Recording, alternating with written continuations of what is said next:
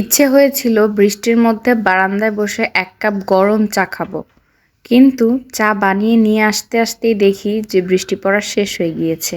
Hello, আসসালামু আলাইকুম সবাইকে। ওয়েলকাম করছি আমার আরেকটি নতুন ভিডিওতে। এটা হচ্ছে ঈদের আগের দিনের একটি ভিডিও। ভিডিওটা বিকাল থেকেই শুরু করেছি। তো এখানে হচ্ছে আমার বোন মেহেদি লাগিয়ে দিচ্ছিল। কেন জানি না আমার এবার একটুও মেহেদি দিতে ইচ্ছে করছিল না।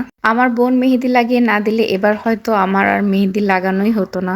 মেহেদি দেওয়ার পর এবার হচ্ছে পিঠা শিরা দেওয়ার পালা। আমাদের গ্রামে মনে হয় এই পিঠা ছাড়া কারো বাসায় ঈদই হয় না। এই পিঠাগুলো যদিও আমরা বানাইনি, অ্যাকচুয়ালি আমাদের এদিকের পিঠাটা এরকম না। আমাদের এদিকে পিঠাগুলো আরো বড় হয় এবং এটাতে অনেক নকশি কাজ থাকে। এই পিঠাগুলো হচ্ছে আমরা গিফট পেয়েছি।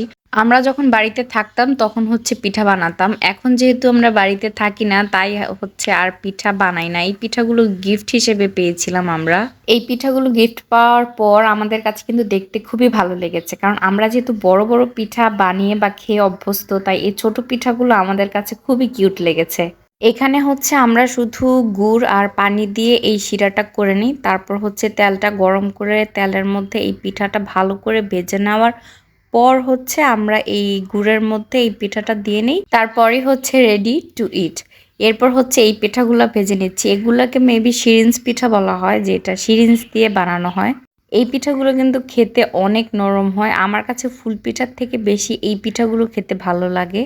আর এগুলো তেলে ছাড়ার পর হচ্ছে যেই সাইজের থাকে সেই সাইজ থেকে ডাবল হয়ে যায়। এটা দেখতেও অনেক আইসুদিং লাগে। যখন আমরা ছোট ছিলাম তখন তো আমরা খুব শখ করে এই জিনিসটা দেখতাম যে একটা ছোট পিঠা তেলে দিয়েছে এবং ছাড়ার পর হচ্ছে একদম বড় হয়ে গিয়েছে।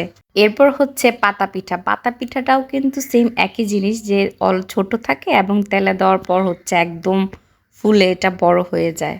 এরপর হচ্ছে এগুলাকেও শিরা দেওয়ার পালা। এগুলো অনেকে হচ্ছে চিনি দিয়ে খায়, কিন্তু আমার কাছে কেন জানি গুড় দিয়ে ভালো লাগে। আর আমার কাছে মনে হয় যে বেশি বেশি গুড় থাকলে খেতে আরো বেশি মজা লাগে। এর জন্য হচ্ছে আমি এগুলাতে বেশি বেশি করে গুড় দিয়ে থাকি।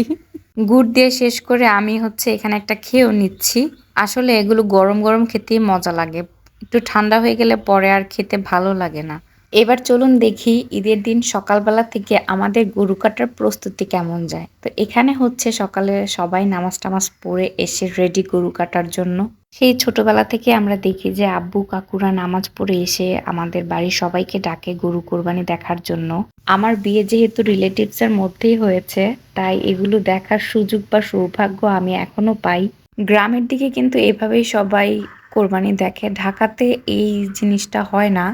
যেমন আমরা হচ্ছে আমাদের কোরবানি ওইদিকে হয়েছে, এখন ওইটা শেষ করে হচ্ছে আমাদের চাচাদের আবার এইদিকে কোরবানি দিবে। আমরা ওইটা শেষ করে এদিকে এসেছি এটা দেখার জন্য। এগুলো শেষ করে হচ্ছে আর সকালে নাস্তাই করা হয়নি। ভাবলাম যে চাটাই খেয়ে নিই, কারণ চা না খেলে তো মাথা ব্যথা উঠে যাবে। আর আজকে তো হচ্ছে অনেক কাজ, অসুস্থ হওয়াই যাবে না। তো আমি হচ্ছে এদিকে চা খাচ্ছিলাম আর ওনাদের হচ্ছে সেমাই দিয়েছিলাম খাওয়ার জন্য। আমাদের কোরবানির সবকিছু এত ফাস্ট হয় যে আমি এরকম আর কোথাও দেখিনি। যেমন গরু জবাই দেয়া, তারপর হচ্ছে মাংসগুলো কাটা। যেমন এখানে 10টা বেজেছিল আর আমাদের মাংস হচ্ছে অর্ধেকের মতো রান্নাও হয়ে গিয়েছে। আমাদের দেখা যায় যে প্রত্যেকবারই এরকম হয় যে সবার আগে আমাদেরটাই শেষ হয়ে যায়। যেমন এখানে হচ্ছে 12টার মধ্যে আমাদের সব শেষ। এখানে কিন্তু এর আগেই শেষ হয়ে গিয়েছিল, কিন্তু আমার আর কি একটু লেট হয়েছে ফিল্ম করতে।